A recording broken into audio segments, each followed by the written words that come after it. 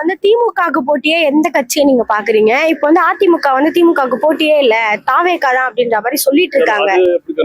அதாவது இங்க வந்து இதுதான் ரெண்டு தான், திமுக இல்லாட்டி அதிமுக, அவ்வளவுதான். அது வந்து சும்மா இந்த தாவேக்காவெல்லாம் வந்து சும்மா அது வந்து இந்த காணொலி இந்த மாதிரி கொஞ்சம் கிட்ட போனா அது ஒண்ணுமே தெரியாது, பிளாங்க் ஆயிரும். ஸோ அது வந்து கிடையாது. திமுக அதிமுக அவ்வளவுதான்.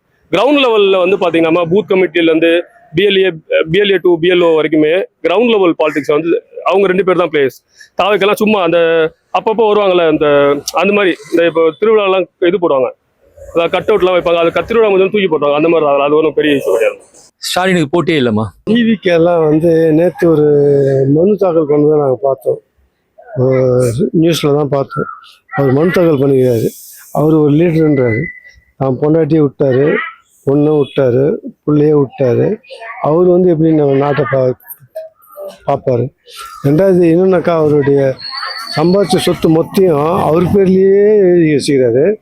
தான் பொண்டாட்டி கடன் ஊத்தான்றாரு, தான் அம்மாவுக்கு கடன் ஊத்தான்றாரு, அப்பாவுக்கு கடன் ஊத்தான்றாரு, குழந்தைங்களுக்கு கடன் ஊத்தான்றாரு. இதெல்லாம் இப்படிப்பட்ட ஒரு ஆள் வந்து இங்கே நிற்கிறதுக்கு தகுதி இருக்கா? இந்த மக்களை காப்பாற்றுறதுக்கு உன்னுடைய குடும்பத்திலேயே நீ இனிமேல் கடன் ஊத்தான்னு சொல்றீங்க, அசிங்கமா இல்லை உனக்கு? அதெல்லாம் வாய்ப்பே இல்லை. இப்ப திமுகவுக்கு போட்டினா யாருன்னு சொல்லுவீங்க? யாரை நினைக்கிறீங்க? திமுக அடுத்த அகைன்ஸ்டாக வரணுன்னாக்கா எடப்பாடி தான் வருவார்.